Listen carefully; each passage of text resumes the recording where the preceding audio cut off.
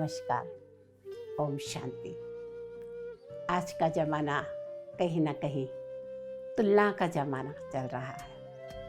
Comparison ठीक है, healthy comparison हो तो बहुत अच्छी बात है, लेकिन वही कंपैरिजन कई बार दुख का भी कारण बनती है, सुख का भी कारण बनती है। अगर हमारी मन इच्छा एक हम जीत जाते हैं तो खुश भी हो जाते हैं, नहीं तो कई बार नाराज भी हो जाते हैं।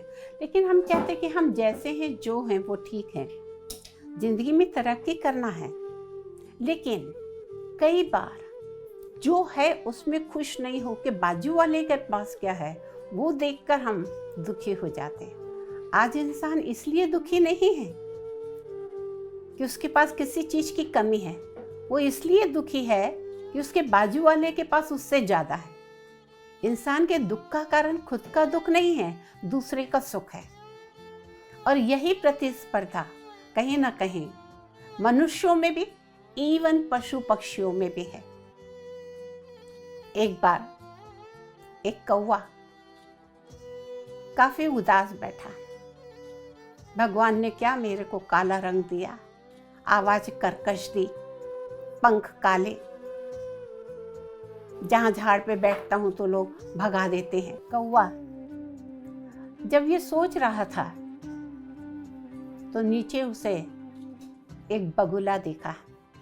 बगुले ने बोला, हाँ कौवा भैया तुम उदास क्यों हो?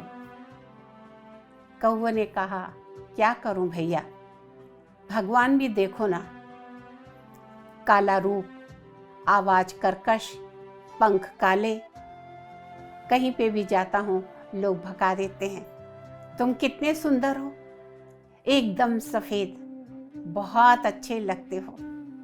हंस ने बोला, भैया तुम्हें लगता है, लेकिन मैंने एक बार एक तोता मिट्ठू को देखा था, तब से मेरी भी खुशी गायब है कि मेरे को तो सिर्फ सफेद रंग दे के भेजा भगवान ने, और उसकी चोंच देखो कितनी सुंदर, रंग हरा कितना सुंदर, पंख कितने सुंदर। उस दिन से मेरी खुशी भी गायब हो गई कि अगर मैं भी तोते के जैसा होता, पैरट के जैसे होता तो कितना अच्छा होता। अब कौवे की चाह बढ़ी कि मैं जाकर तोते को देखूं, और उड़ते उड़ते उड़ते गया। एक घर में देखा, एक पिंजरे में तोता बंद था। उसने कहा, तोता भैया तुम तो बहुत सुंदर हो। कहा, हाँ। कहा, भगवान ने तुम्हें कितना सुंदर रंग दिया है, कितनी सुंदर चोंच दी है, और तुम तो इंसान के जैसे भी बोल लेते हो, बहुत सुंदर हो। आप तो बहुत खुश होंगे। और हमको देखो, भगवान ने काला कलूटा बना के भेजा, ये भी कोई जीवन है? तब उस तोते ने, उस पैरट ने उससे कहा, भैया तुमने बात ठीक कही, लेकिन मैं भी खुश नहीं हूं, क्योंकि मैंने एक दिन मोर को देख लिया था, और मोर इतना सुंदर, और जब वो नाचता है तो उसके पंख चारों तरफ बिखरते हैं, तो उसको देख के मन मोह जाता है। हम ही नहीं, इंसान भी। और उसके तो पंख श्री कृष्ण जी के मुकुट में लगाए जाते हैं। कितना भाग्यशाली है वो मोर। मैं तो कहता हूं कि सबसे सुंदर पक्षी है तो वो मोर। अब कौवा सोचने लगा, ऐसी बात है तो अब मुझे मोर से मिलना पड़ेगा। पूरे जंगल में ढूंढ लिया, कहीं पे भी मोर नहीं दिखा। कुछ लोगों से पूछा कि मोर कहाँ है, कोई दिख नहीं रहा है। का सारे मोर शहर वाले ले गए, वो जू होता ना जानवरों का, पशु पक्षियों का, वहां पर ले गए। यहाँ पे कोई भी मोर नहीं है। अब कौवा उड़ता उड़ता शहर पहुंचा, और जहां वो पक्षियों का जू था वहां पहुंचा, और मोर के पास उसके सीकरे के बाहर खड़े होके बोला, मोर भैया कितने सुंदर हो, भगवान ने तुम्हें कितना सुंदर बनाया है, कितने सुंदर पंख, कितनी सुंदर चोंच, और आपका नृत्य देखकर तो सब मोह जाते हैं। और मुझे देखो, काला का लूटा बना दिया, कोई गुण नहीं, कोई रूप नहीं, कुछ नहीं। सही में आप भगवान की बहुत सुंदर रचना हो, तुम तो बहुत भाग्यशाली हो, तुम्हारे तुम पंख भी कृष्ण जी के इसमें लगाए जाते हो, तुम बहुत भाग्यवान हो, दुनिया के पक्षी सबसे ज़्यादा। तब मोर ने कहा, नहीं कौवा भैया, तुम गलत सोच रहे हो, भाग्यशाली तुम हो,